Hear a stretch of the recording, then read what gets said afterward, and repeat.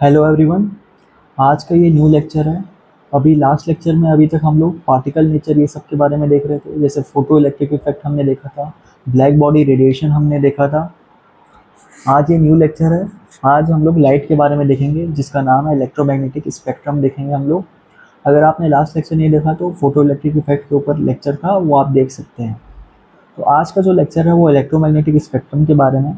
ये थोड़ा सा बड़ा टॉपिक है, तो इसको हम लोग 2 से 3 वीडियो में या 2 वीडियो में ख़त्म करने का कोशिश करेंगे, ठीक है। मैं ट्राई करूँगा सारी चीज़ें मैं कवर कर लूँ। सो इलेक्ट्रोमैग्नेटिक स्पेक्ट्रम क्या होता है? हमने Maxwell theory of electromagnetic radiation देखा था। अगर आपने वो लेक्चर नहीं देखा तो आप Maxwell theory of electromagnetic radiation वाला देख सकते हो, जहाँ पे हमने देखा था लाइट जो होती है एक इलेक्ट्रोमैग्नेटिक वेव होती है। सो वहीं से आया है। उन्हीं इलेक्ट्रोमैग्नेटिक वेव, अलग अलग सेट ऑफ इलेक्ट्रोमैग्नेटिक वेव, अलग अलग वेवलेंथ और फ्रिक्वेंसी की, उनको अरेंज करते हैं, उसी को स्पेक्ट्रम बोला जाता है। तो इसकी डेफिनेशन देखेंगे। Arrangement of radiation in increasing और decreasing order of property of frequency और वेवलेंथ। इंक्रीजिंग फ्रीक्वेंसी या डिक्रीजिंग फ्रीक्वेंसी, इंक्रीजिंग वेवलेंथ या डिक्रीजिंग वेवलेंथ, ऐसे मतलब इन दो प्रॉपर्टीज़ को यूज़ करके अरेंज करना स्पेक्ट्रम को। आपकी यूवी लाइट, आपकी इंफ्रारेड रेडिएशन, आपकी माइक्रोवेव्स, गामा वेव्स, है ना, ये सब वेव्स है अलग अलग फ्रीक्वेंसी और वेवलेंथ्स की। इनको अरेंज करना ईदर इन इंक्रीजिंग और decreasing order of this properties, उसी को स्पेक्ट्रम बोलते हैं। और कौन सा बोलते हैं? इलेक्ट्रोमैग्नेटिक स्पेक्ट्रम बोलते हैं। जैसे फॉर एग्जांपल विजिबल लाइट जो होती है वो विबग्योर से बनती है, वाइट लाइट। तो उसमें आपका आता है विबग्योर। और ये जिस तरीके से अरेंज है, इधर से इधर जाएंगे हम लोग तो वेवलेंथ इंक्रीज होती है। वॉयलेट से रेड की तरफ जाएंगे तो वेवलेंथ इंक्रीज होती है। मतलब रेड की विजिबल रीजन की बात करूँ अगर मैं, तो रेड कलर जो है वो सबसे ज़्यादा वेवलेंथ होल्ड करता है। वायलेट की सबसे कम वेवलेंथ होती है विजिबल रीजन की। अब इधर और चले जाएंगे तो वेवलेंथ कम होती है, कम होते जाएगी, कम होते जाएगी। रेड के इधर चले जाएंगे तो वेवलेंथ इंक्रीज और होते जाएगी आपकी, है ना। वेवलेंथ वॉलेट की कम है, इसका मतलब क्या है? इसकी फ्रीक्वेंसी ज़्यादा होगी। तो मतलब इधर जाते जाते आपकी फ्रीक्वेंसी इंक्रीज होती जाती है, इधर जाते जाते आपकी यूवी आती है। और हमने पढ़ा है यूवी लाइट बहुत हाई फ्रीक्वेंसी की होती है ना। और रेड के इधर जाते जाते आपकी फ्रीक्वेंसी कम होगी, क्योंकि वेवलेंथ इंक्रीज होते जा रही है।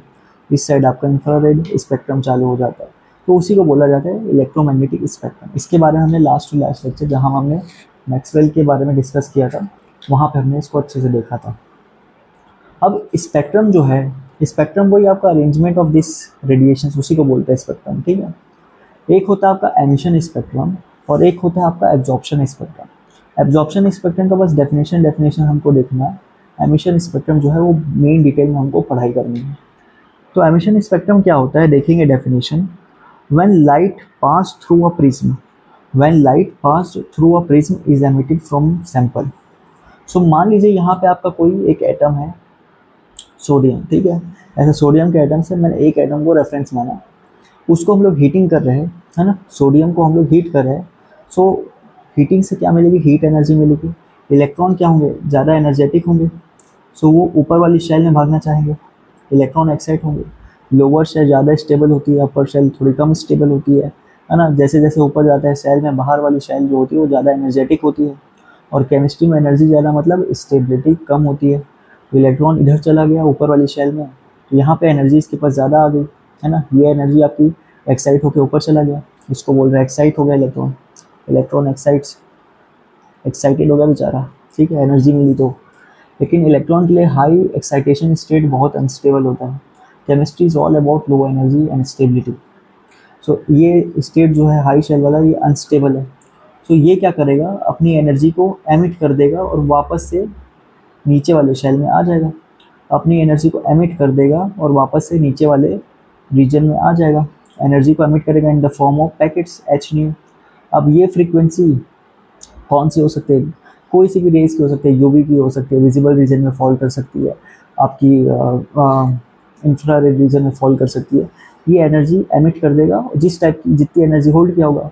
जैसे हमें पता है कि वेवलेंथ किसकी? वायलेट की कम होती है, वायलेट की वेवलेंथ कम होती है, फ्रीक्वेंसी ज़्यादा होती है, मतलब उल्टा सीधा रिलेशन होता है।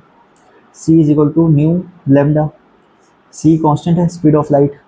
तो न्यू ज़्यादा होगा तो लैम्डा कम होगा, लैम्डा ज़्यादा होगा तो न्यू कम होगा, ऐसे ही होता है। सो वायलेट की फ्रीक्वेंसी ज़्यादा है। फ्रीक्वेंसी अगर ज़्यादा है तो वो एनर्जेटिक भी होंगे। तो अगर इलेक्ट्रॉन ज़्यादा एनर्जी खाया है तो वॉयलेट कलर की लाइट एमिट करेगा, और अगर कम एनर्जी खाया है मतलब वेवलेंथ ज़्यादा है और फ्रीक्वेंसी कम है इसकी, फ्रीक्वेंसी कम है मतलब एनर्जी भी कम है, कम एनर्जी खाया है तो थोड़ी सी एनर्जी रिलीज करेगा, वो रेड रीजन में फॉल करेगी। तो इस तरीके से होता है।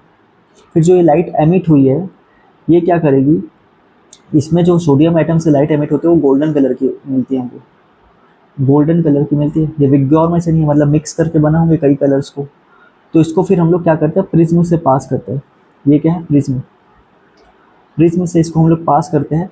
और प्रिज्म क्या करता है, एक सॉलिड ऑब्जेक्ट वो लाइट को तोड़ देता है, रिफ्लेक्शन कर देता है लाइट का, लाइट को अलग अलग हिस्सों में तोड़ देता है। और फिर उसकी यहाँ पे ऐसे करके इसमें तोड़ा, इसमें तोड़ा, इसमें तोड़ा, मान लीजिए 3 हिस्सों में तोड़ दिया लाइट को। तो उसका जो यहाँ पे स्पेक्ट्रा डिटेक्टर होता है वो यहाँ लाइन्स को ऐसे कैप्चर करता है। यहाँ पे लाइन्स ऐसे बन जाती है कलर्स की, ठीक है, कलर्स की लाइन बन जाती है यहाँ पे। तो इसी को हम लोग बोलते हैं स्पेक्ट्रम, इसी को हम लोग बोलते हैं स्पेक्ट्रम। अभी एमिशन होने की वजह से बना है तो इसको हम लोग बोलते हैं एमिशन स्पेक्ट्रम, ठीक है। अब इसको और डिटेल में देखेंगे, लेकिन उससे पहले बस जो देखना है आपको डेफिनेशन एब्जॉर्प्शन स्पेक्ट्रम का वो देख लेते हैं। एब्जॉर्प्शन स्पेक्ट्रम में फ़र्क क्या है कि आपका यहाँ पे एक गिलास में प्रिज्म है, आपका एक गिलास प्रिज्म है। मान लीजिए इस गिलास प्रिज्म में आपका कुछ एक्वस NaOH रखा है, सोडियम हाइड्रोक्साइड, ठीक है। अब आप वाइट लाइट इसमें मार रहे हो, इस ग्लास प्रिज्म में आप एक वाइट कलर की लाइट मार रहे हो, और वाइट कलर की लाइट आपके विग्योर से बनी होती है। तो होगा क्या कि ये ग्लास प्रिज्म के अंदर सोडियम है ना, हाइड्रोक्साइड है, ये क्या करेंगे, कुछ कुछ लाइट एब्जॉर्ब कर लेंगे, कुछ कुछ लाइट को एब्जॉर्ब कर लेंगे। तो वाइट लाइट आपके सातों कलर मिलके बनेंगे तभी आपकी वाइट लाइट बनती है। तो कुछ लाइट अगर एब्जॉर्ब हो जाएगी तो वाइट लाइट ब्रेक हो जाएगी अलग अलग लाइट्स में, ठीक है। तो जो एब्जॉर्ब करेगा वो तो एब्जॉर्ब कर लिया, और जो एब्जॉर्ब नहीं करेगा उसको ट्रांसमिट कर देगा, उसको ट्रांसमिटेड लाइट बोलेंगे हम लोग।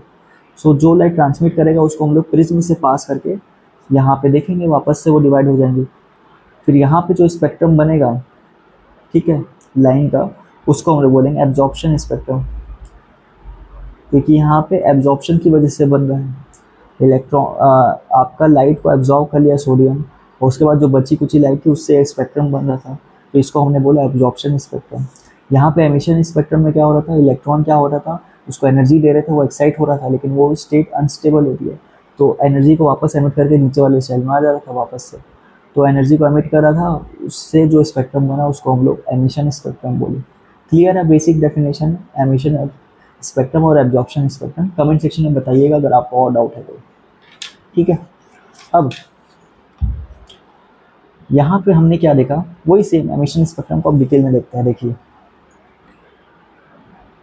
आपका यहाँ पे कुछ मतलब वही मेटल मान लेता हूँ मैं, ठीक है, इसको गर्म कर रहे हो, ठीक है, गर्म कर रहे हो, ये लाइट कुछ एमिट करेगा HNO की, ठीक है, उसको आपने प्रिज्म से पास किया और इस डिटेक्टर में देखा। ये डिटेक्टर को बड़ा वर्जन ऐसे बना दिया मैं, ये डिटेक्टर है, यहाँ पे ऐसे लाइंस लाइंस लाइंस बनेगी, उसको मैंने यहाँ पे दिखा दिया। पास से देखोगे तो एक सेट ऑफ लाइंस बनती है, एक सेट ऑफ लाइंस बनती है, एक सेट ऑफ लाइंस बनती है, मल्टीपल लाइंस बनती है, फिर उनके बीच में एक गैप आता है, गैप आता है, गैप आता है, गैप आ जाता है, गैप आ जाता है, मतलब आपकी ऐसे लाइंस बन रही है। उनको पास से देखोगे तो मल्टीपल लाइंस बनती है, फिर गैप आया, मल्टीपल लाइंस बनती है, फिर गैप आया, फिर मल्टीपल लाइंस बनती है, फिर गैप आया, फिर मल्टीपल लाइंस बनती है, फिर गैप आया। तो ऐसा क्यों हो रहा है देखिएगा, ऐसा क्यों हो रहा है देखिएगा। जैसे कि आपका एक इसको मैं थोड़ा सा बड़ा कर रहा हूँ, न्यूक्लियस है, उसके अराउंड ये पहला शेल होगा, ये दूसरा शेल होगा, ठीक है, ये तीसरा शेल होगा, ऐसे करके ऊपर जा रही है, सर्कल बना लीजिएगा आप लोग। तो ये n=1 है, सेकेंड शेल है 2 है, n=3 है, थर्ड शेल है, ठीक है। तो अब इलेक्ट्रॉन जैसे जैसे ऊपर जाएगा, यहाँ गया, फिर यहाँ से यहाँ एक्साइट होकर ऊपर गया, फिर वो नीचे आएगा और उसको एमिट करेगा लाइट को, है ना, नीचे आने से पहले लाइट को एमिट कर देगा। तो इनके बीच में, दो शेल के बीच में एक एनर्जी का गैप होता है। यहाँ पे इलेक्ट्रॉन की कुछ एनर्जी होगी, फिर ऊपर गया तो यहाँ पे थोड़ी और ज़्यादा एनर्जी होगी, लेकिन बीच में तो खाली स्पेस है, यहाँ पे एनर्जी नहीं होती है, तो एनर्जी एमिट भी नहीं होगी, तो वो स्पेस हमें ब्लैंक दिखता है। इसी को बोलते हैं डार्क स्पेस, डार्क स्पेस इसको बोला जाता है dark space. Energy gap between two shell उसको बोला जाता है डार्क स्पेस। इलेक्ट्रॉन की एक फर्स्ट नंबर शेल में कुछ एनर्जी होगी, फिर सेकंड शेल में गया तो एनर्जी थोड़ी और इंक्रीज हो गई, थर्ड शेल में गया तो और इंक्रीज हो गई, फोर्थ शेल में गया तो और इंक्रीज होगा, लेकिन फर्स्ट से सेकंड जा रहा है तब एनर्जी इंक्रीज हो रही है, बीच में एनर्जी नहीं है आपकी, है ना। तो वहाँ पे एनर्जी गैप क्रिएट हो रहा है, वहाँ पे लाइट नहीं बनेगी आपकी, है ना, वहाँ पे आपकी लाइट नहीं बनेगी, तो डार्क स्पेस आ गया वहाँ पे, ठीक है।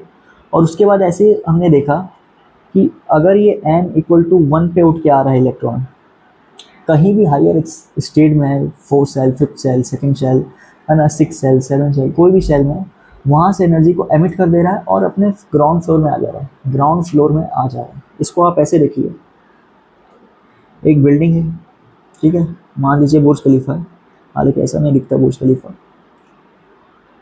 उसमें ये अलग अलग फ्लोर्स है, अलग अलग फ्लोर्स है, 1 2 3 4 5 6 फ्लोर है, 1 2 3 4 5 6 फ्लोर है।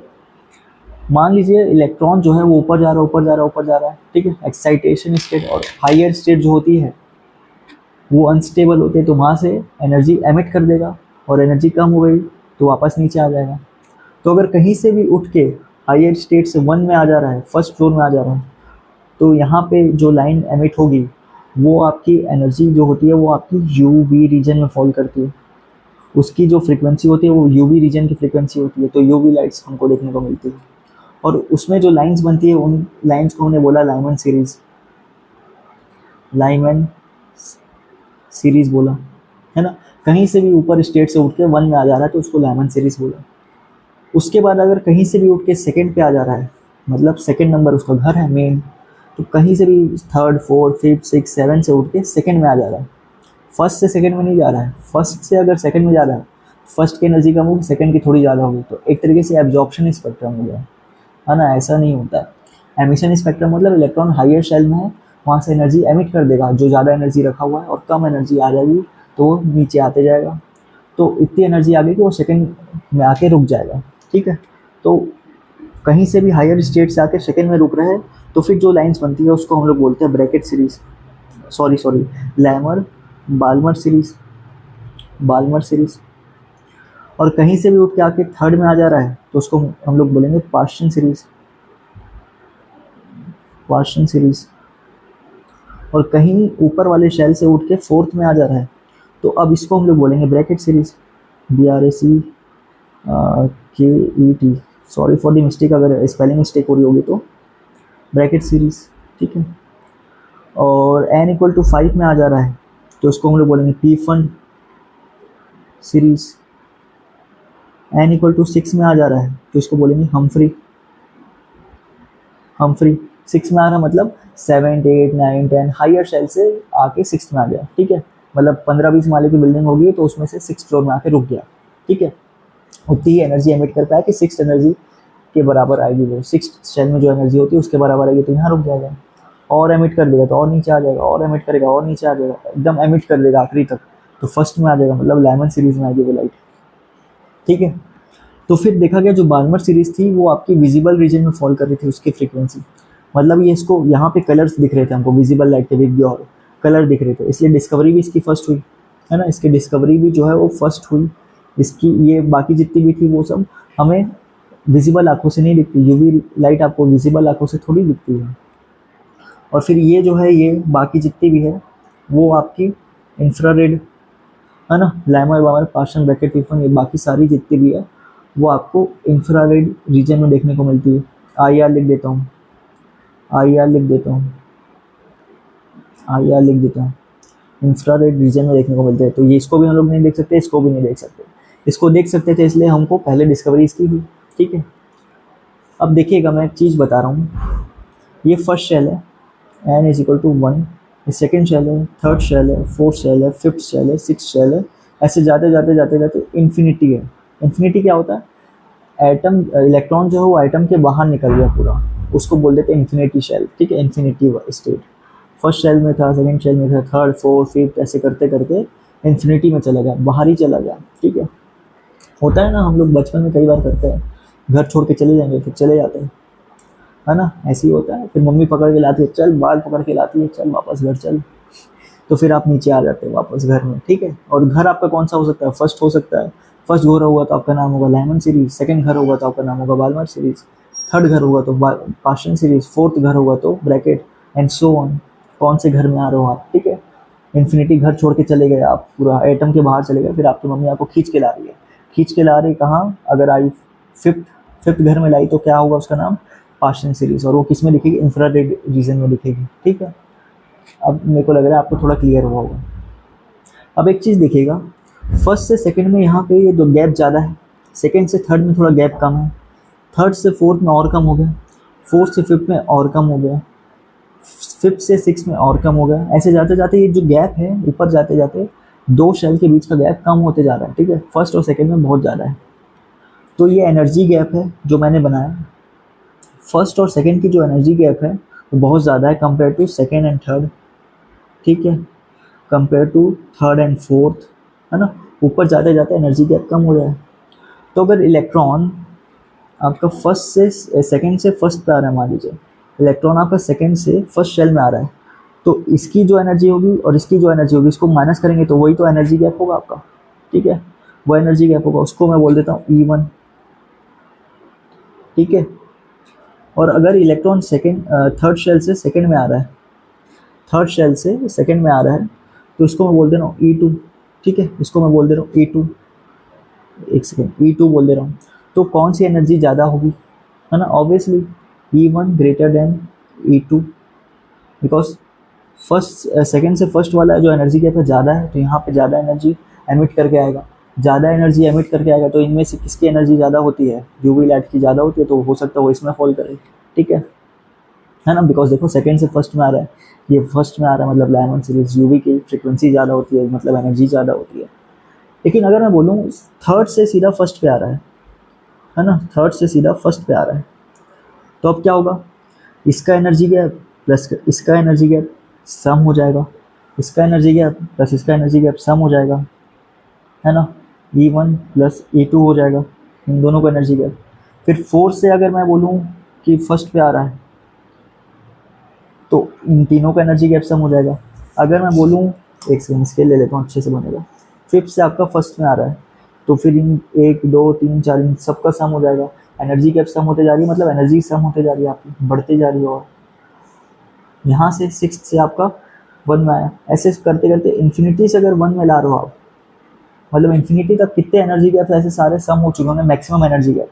तो अगर इन्फिनिटी से अगर इलेक्ट्रॉन 1 में आ रहा है, मतलब उसने अपनी सबसे ज़्यादा एनर्जी एमिट करी होगी, बिकॉज जितने भी एनर्जी गैप्स होंगे वो सबका सम हो चुका होगा ऊपर जाते जाते, तो जो एमिट करेगा वो बहुत ज़्यादा एनर्जी होगी, मतलब वो कहीं ना कहीं आपकी यूवी रीजन में ही फॉल करेगी, तो यहाँ पे आपकी एनर्जी मैक्सिमम होगी, ई इन्फिनिटी बोल देता हूँ मैं, क्या होगी, एनर्जी मैक्सिमम होगी, जिसको एमिट करके वो फर्स्ट में गिरेगा सीधा, जिसको एमिट करके वो फर्स्ट में गिरेगा सीधा, और फर्स्ट में मतलब बहुत एनर्जी है, मतलब यूवी रीजन में फॉल करेगी, यूवी लाइट की एनर्जी बहुत ज़्यादा होती है, उससे कम विजिबल की होती है, उससे कम आपकी इंफ्रारेड्स ये सब की होती है।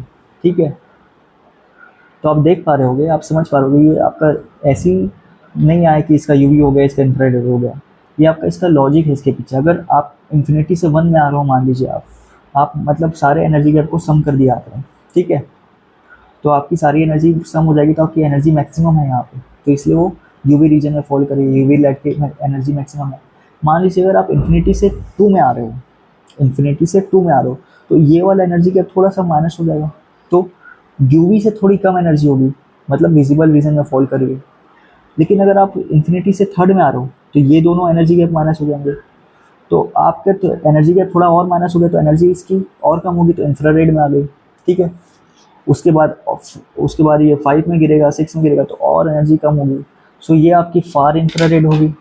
फार इंफ्रारेड मतलब जिनकी एनर्जी ज़्यादा होती है, नियर इंफ्रारेड मतलब जिसकी एनर्जी कम होती है, इंफ्रारेड लाइट जिसकी एनर्जी कम होती है। अगर वो फार इंफ्रारेड है, इंफ्रारेड से थोड़ी दूर है, मतलब उसकी एनर्जी ज़्यादा होगी, इंफ्रारेड के पास आते आते मतलब नॉर्मल इंफ्रारेड बन गई वो, तो उसकी एनर्जी कम होती गई। तो यहाँ से यहाँ आ रहे हो आप, तो एनर्जी आपकी कम होती जा रही है, बिकॉज आप ऊपर ऊपर में रुकते जा रहे हो, इन्फिनिटी से आप ऊपर में, तो ये वाले एनर्जी गैप सम नहीं हो रहे, तो आपकी एनर्जी कम हो गई। ठीक है, मैं ये कॉन्सेप्ट आपको समझाना चाह रहा हूँ।